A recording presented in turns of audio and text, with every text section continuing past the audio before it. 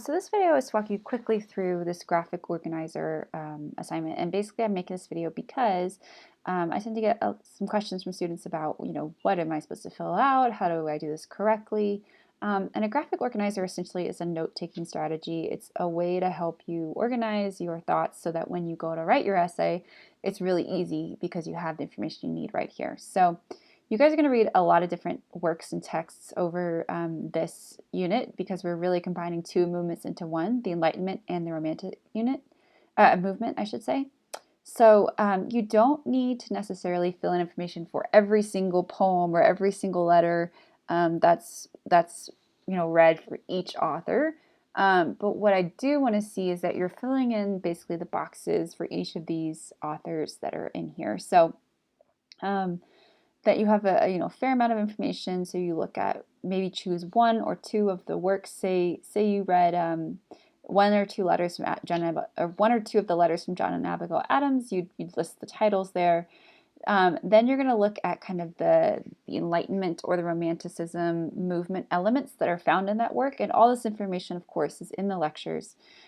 So just kind of take notes as you go. You can do this on the Word doc, which might be easiest. You can also print it off and write if you want. That's fine too.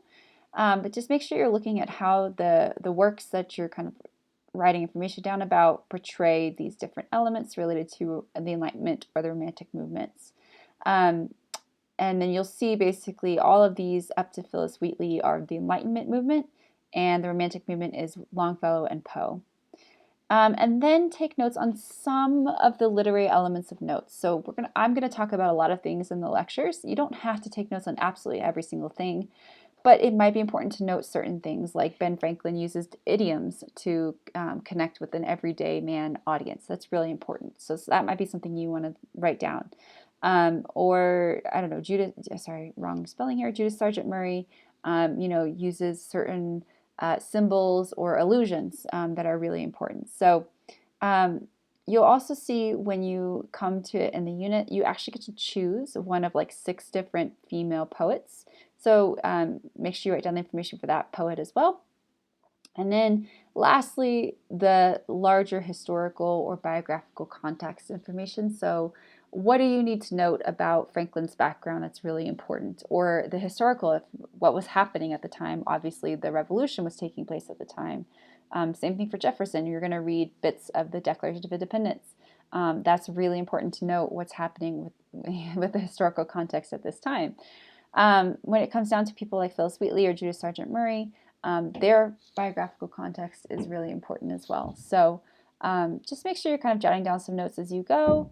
And there's really no quote-unquote right way to fill this out, but I'll just be looking that you've kind of filled in information on all these boxes, and that will help get you your completion grade for this unit. So you're actually going to turn this in at the end of the unit, and like I said, just kind of use it to take notes and keep yourself on track as you work through the unit, and that will make it that much easier when you go to write your essay.